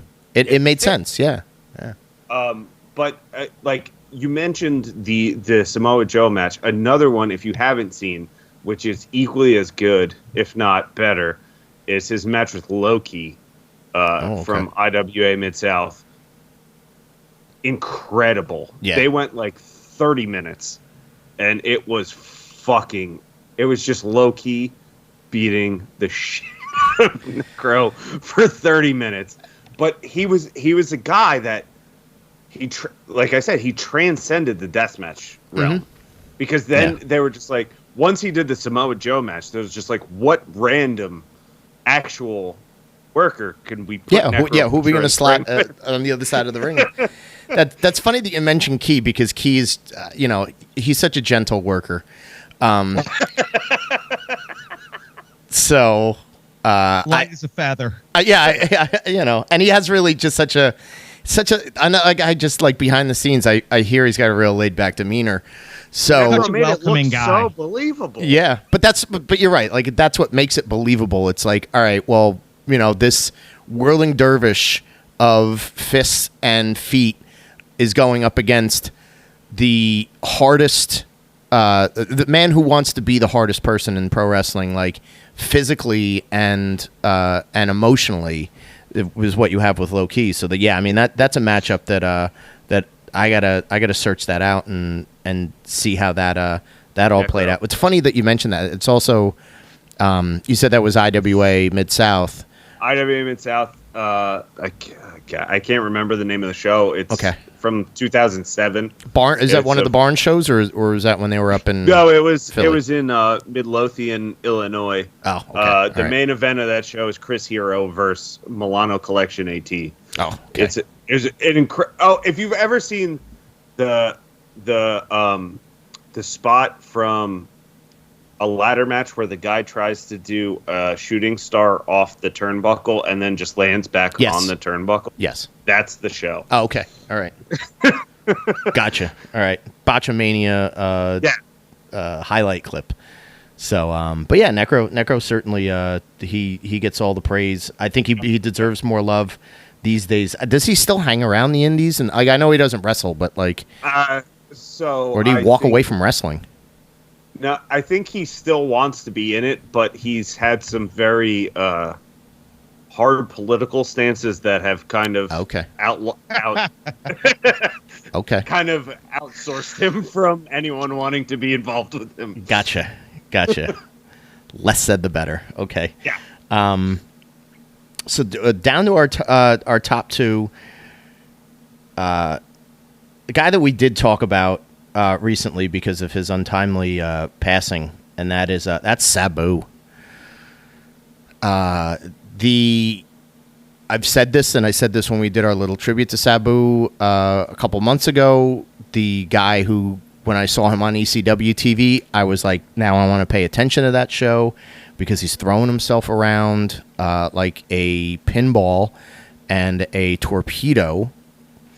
Got the tapes, the best of Sabu in Japan, and saw it was the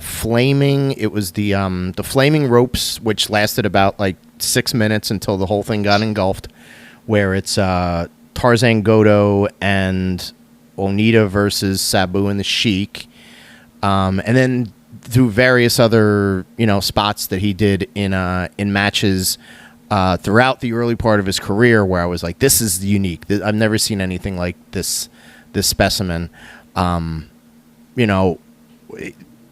He goes hand in hand with the Barbed Wire matches.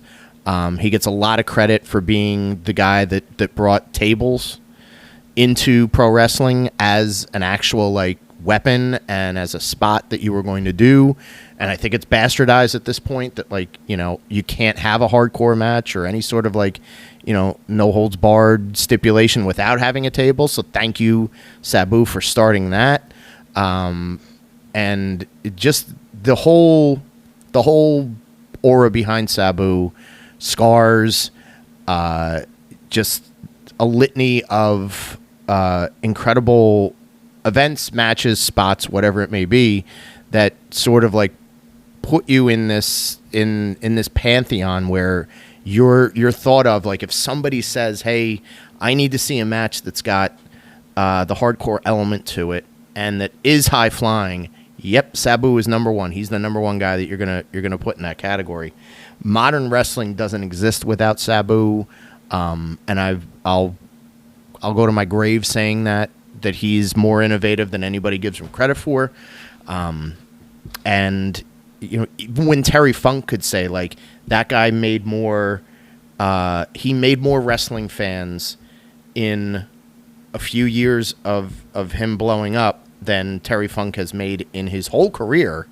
That's a testament where Funker's saying stuff like that. So, yeah, he's in this for sure, and he's a top guy because it's the Mount Rushmore of hardcore wrestling has got Sabu's face on it. So, so Tom, I'll go to you next. Your history and thoughts of Sabu. Again, we don't have to go deep into it because we talked about him as a tribute not too long ago, but give us a little bit of your rationale of Sabu in this conversation. I would argue that he's the most influential wrestler of the last 50 years. Okay. Whether it comes to hardcore, deathmatch, or just wrestling, period. Mm-hmm. Yeah. He changed the game completely when he came onto the scene in terms of high flying. And then when he got into hardcore wrestling, he did the same there. Yeah. That Born to be Wired is still hard to watch to this day. It's uncomfortable. Yeah. Because you literally see two guys that are willing to do whatever it takes to have a good match, and they're just trapped. Like, that's a good way to put it. They're physically trapped, scared for their lives. Yeah. But they did it in the name of hardcore wrestling. Yeah. Again, you go to the match with Sabu and the Sheik versus Onita, and in the fire Gardo. match. Yeah, I mentioned that one before. Yeah. Trapped. Yeah. Like, the guy puts himself in precarious situations because he's willing to do whatever it takes to push the envelope, because it's not about the match itself. Like you said earlier, it's about the mentality. Of course. He wants to give you the best of whatever he's going to be a part of. And I think that's what made him not only he's one of my favorites of all time, but of course, one of the greatest wrestlers, hardcore, whatever list you're going to make, Sabu's going to be on it. That's for sure. Yeah, that's well put. Chuck, did you get a chance to see him? Yo, I have one to wrap this particular part of the countdown up. Okay. So, first of all, you turned me on to him and make me hip to Sabu 1995. That was one of the reasons we went to ECW. Unfortunately, the Crippler dump by Chris Benoit not long before took Sabu out of action for a while. So when I went to Heatwave 95, we did not actually get to see Sabu in action. But you had already clued me in, told me all about him, so I was all over ECW TV for Sabu. After that, I agree with everything you guys have said. All the respect in the world for the career, for the innovation, for the things that he had done. But I want to take just a slightly different approach to this one and tell you about the 3 nights I spent with Sabu in the professional wrestling world. You know that Sabu recently passed away, but did you know that he was almost killed in 2001 at Bumpers on Highway 441 just outside of Athens, Georgia? Okay. Were you aware of this thing? I've never been to Bumpers.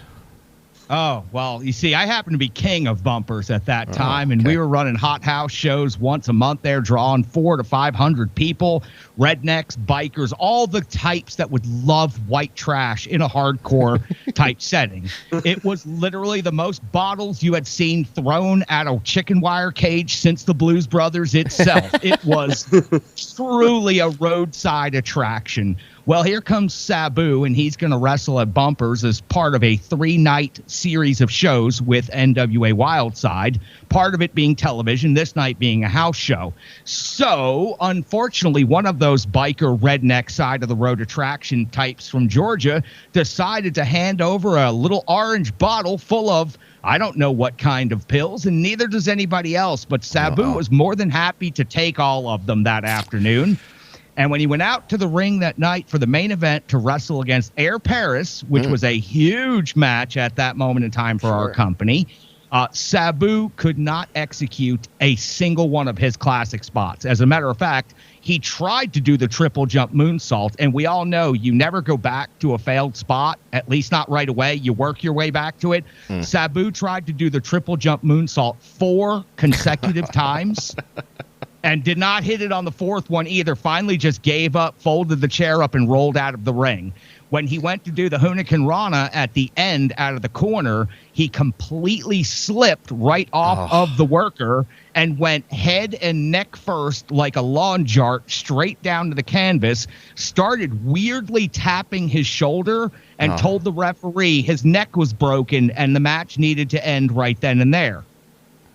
Obviously, this is not a very satisfied crowd or main event. No. At this moment in time, with me being the most over babyface and the hardcore attraction, and everyone being mad at Sabu, they look at me and say, "Trash, go ahead." And they give me a chair and they tell me to go kill Sabu. Oh, no. Which I said, Sabu's one of my wrestling heroes. I can't kill Sabu. And they said, go out there and kill Sabu right now. And I went out there and I stood on the stage, and Sabu, for some reason, found third, fourth, or fifth wind in this match and suddenly got up and did the finish of the match out of nowhere after telling the referee the match needed to end because his neck was broken. He goes to the back, runs out the back door because everybody knows what happened now. Runs out the back door, but still has 2 more nights of bookings with us. So the next night is going to be television in Cornelia, Georgia, and Bill Behrens saves the whole bit by saying, for the first time in history, tomorrow night, Sabu will speak. What? And that was the selling point of the next night for television. So sold out house. Whatever happened with Sabu, it's swept under the rug because we've come up with a plan that's going to save the whole weekend of Sabu making all this money. Sabu is summoned to the ring to apologize to the Wild Side fans. Oh no! Gets a microphone, taps the microphone 2-3 times like the cliche goes, and when he goes to speak, Tank Abbott rushes the ring and breaks Sabu's jaw. Oh, wow. Disallowing Sabu to speak for the first time in his wrestling career.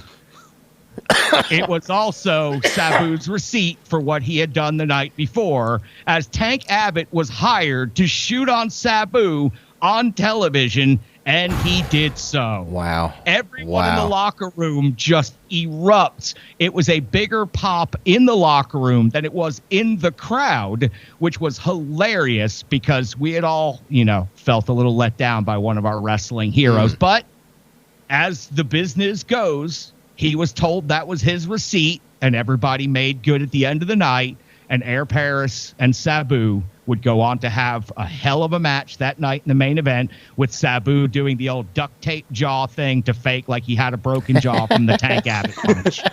And that is my weekend with Sabu. That's incredible. That's Tank Abbott being the man to hit him with the shoot punch. No. Bill Behrens quieted a crowd of 400 bikers and rednecks down by announcing that Sabu would speak in another town the next night.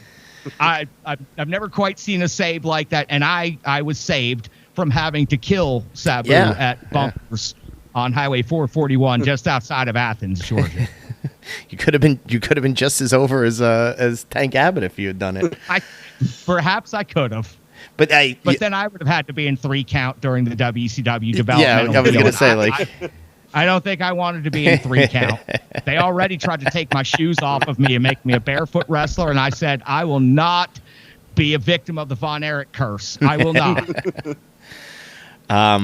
That's a wild story, and that's so again, all respect. I truly do appreciate Sabu, but my weekend with Sabu a little bit different than what I had hoped for as a wrestling fan. But that's kind of indicative of his spirit too. Like that, you could have a stinker of a match one night where nothing seems to hit and he's off his game, and then the next time that you see him, he's absolutely he's a different person. And he's when he hits the triple jump moonsault the next night on TV during the main event, goes over the top, goes down through the table in front of the hard cam. Yeah. It's the loudest table break and crash I think I've ever heard. The whole crowd erupts, and not a single person other than the couple of us that worked the house show the night before will ever remember the night Sabu didn't have it because, well, he had a little too much fun outside during the day. Yep. Wonderful. What a story. So we're going to get to our first guy now, and that is the prototypical king of Japanese deathmatch, the innovator of Japanese deathmatch promotions and matches, the mad scientist of some of the most impossible to think of scenarios you could put into a pro wrestling match. That's Atsushi Onita. He's one of a kind. In the same way that Sabu was a guy that I discovered in the 90s on tape, Onita is like hand in hand with him. He was on a lot of those tapes. I had a Best of Onita that was his career. It actually had a couple matches from his run as a tried and true wrestler when he was with All Japan in the early and mid 80s. He was in one of the legendary Tupelo concession stand matches and brawls that were in Memphis, 79, I believe, either 79 or 80. So he's got a long history of being part of this. Created FMW to be his playground, his demented playground. He was the booker. He was the Dusty Rhodes of that territory, where he was in the main event every night, and rivalries were built around the bloodshed that he would have in matches, and the fierce rivalries that he would have with everybody that came through. The iconic leather jacket and smoking cigarettes, and being cool, American cool, in that sense. And he's retired. He's just like Terry Funk. He's retired 7,000 times, and tends to figure out a way to come back every single. If you need, fly him in for a WrestleCon weekend, and here he is, like in an 8-man match, and barely gets like one tag, but he's still wearing his leather jacket and participating, and throws his chops and swings his chair, and maybe will fireball you. But there's nobody like, and the crowds that they had in FMW were not quiet like they are traditionally with their pro wrestling. And the chants of Onita and the oohs and the ahs from that crowd I can still hear them anytime that I imagine an Onita match. Like you've never seen anybody. So like he's the inventor of a lot of the style, and he is synonymous with it, and he has to be in the conversation as one of the best to ever have done it. Even as a limited in-ring guy, because he did have a lot of injuries in the early part of his career. I think he did have a broken neck at one point too, ironically enough. So that's why he had to pivot his style to be this sort of this crazy man, this wild man persona. So I'll turn it over to Tom. Onita, thoughts? Much like I said about Zandig earlier, with the innovation of current deathmatch wrestling in America, I would say that Onita is the innovator of deathmatch wrestling, period. Mm-hmm. If you look at the stuff that FMW, whether good or bad, and when I'm talking about him and Zandig, it also fits with their in-ring style as well. Not the most talented guy, but the most over guy. Oh, yeah. The guy, the things that FMW was doing, a lot of which didn't work, but a lot of which are legendary. The exploding barbed wire cages, the exploding barbed wire matches. Time bombs, The time bomb matches. But then you have like the island death matches. You have the piranha death matches. You have the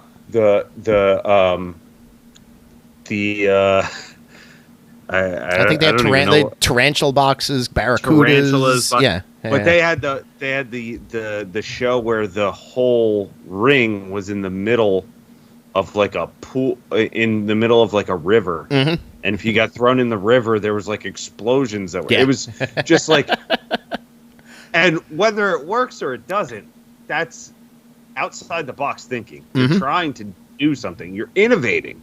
You're doing something different. That's what FMW was to the rest of Japanese wrestling at that time. Yeah. And to the rest of wrestling in general, it was outside the box, and they were doing things that nobody else was doing.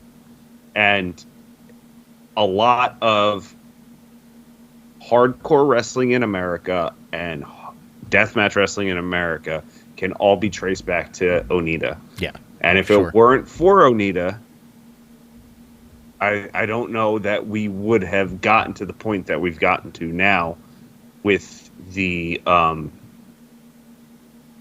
hardcore stuff. And I mean, a lot of guys with a limited skill set owe their careers to Onita because if you're able to do certain things in the ring with weapons or a certain style, you can make a living doing this. And I think that he's the Mount Rushmore. He's the George Washington of the style that we're talking about today. Yeah. Very good. Very good wrap up, Chuck. We'll let you finish this one off with your thoughts on Mr. Atsushi Onita. I'm not going to add too much because, Tom, that was an incredibly well said summary of who we're talking about. But I just want to add this to it. He's the hero of everyone we've talked about on this list. Yeah. He is the beginning. He's the end. He is the story. None of this episode exists without the man we're discussing right now, without the madness that took place in that man's mind. And again, I love that you said whether it worked or whether it didn't, it inspired an entire generation of wrestlers and humans to take on the next crazy ass task and feat. And all right, fine, I'll throw myself into 1,000 mouse traps. Fine, I'll do this because I had that tape. I saw it. We were all scouring the same VHS tapes. I didn't understand a damn thing I was hearing, but I still had it turned up to like 85 on my TV because it was so fucking exciting. Yeah. And that was it, man. You got the tape, you turned it up as high as you could, and you sat there and were fascinated. And then, if you were like me, you tried to find things in there you could steal, borrow, duplicate, pay homage to, and that was it, man. When all of my heroes point to the same guy and say, that's the guy that inspired me, well, how can I sit here and say how much I loved Sabu's in-ring and Terry Funk and Cactus Jack and Gage and all these guys? It all points back to the same person. It all points back to the number one on the list. Yeah, that's well put, and that's a fine point to sort of wrap this up. And of course, like, if Onita listens to this podcast, which, of course he does, then he will ask you for money. He'll ask you. I was going to say he'll ask you for money, and he'll also immediately ask you for money and say, if you just send me a couple of $100, I will send you a booking and an airline ticket somewhere in the future. Thank you, Dropkick son. Thank you for putting me over. I am the greatest. Yes. That would be. Would you like to have an exploding podcast? Yeah, exactly. Yeah, your next podcast. The answer is yes, always. Yes, always. Weirdly, guys, I got a box of like C4 explosives and a barbed wire. It's a frisbee and barbed wire. I think he's sending me a message. But yeah, no, he's the innovator and the crazy mind that sort of like set people on this path. So, great list. Got a lot of points in there. Thanks, Chuck, again for participating in this one. Thank you so much. The stories are perfect for the setting. It's great that you had interactions with a handful of guys that made this list, and certainly an asset to us and our storytelling of this. Just one more time, just like we did in the last episode, just give the folks a little bit of a peek into where they can find you on the internet and what you're looking to do. I guess once the fall starts and the late part of the summer here, different events and opportunities you got going on. So, Plug away. Renegades of Puck, everywhere on social media. The most important thing is YouTube, trying to build up that audience so that I can make something to the next phase. Year 30 is coming up for my broadcasting career. It's time to pivot to a whole new thing, and I can't wait to start telling those stories. I am quickly disassembling my old studio and building a brand new one. I'm pivoting to a whole new thing. Episode 1000 of my podcast will be celebrated live here in about 2 weeks at Tailgate Brewery in South Nashville. I know none of you are going to be here and in person, but hell, if you have a friend in Tennessee, text them, let them know that there's something cool going on, and it's all ages, it's free admission, and we're even going to have our own beer on tap right there. So we're talking hockey, we're telling stories, we're having a good time, and we're bringing the no half step and jam. So that's all we're doing down here, Double M. Perfect. Well, you're an asset to our team as a valued guest. We look forward to having you on future episodes when we have the right topics and we need a perspective such as yours. So it is a debt of gratitude for spending some time with us now, 2 episodes in a row. Participating with us on our end of things. So thanks again for working with myself and Tom on our side, and on behalf of Tom, this is Mike Madden. We hope you guys have a great night, and we will see you at the matches.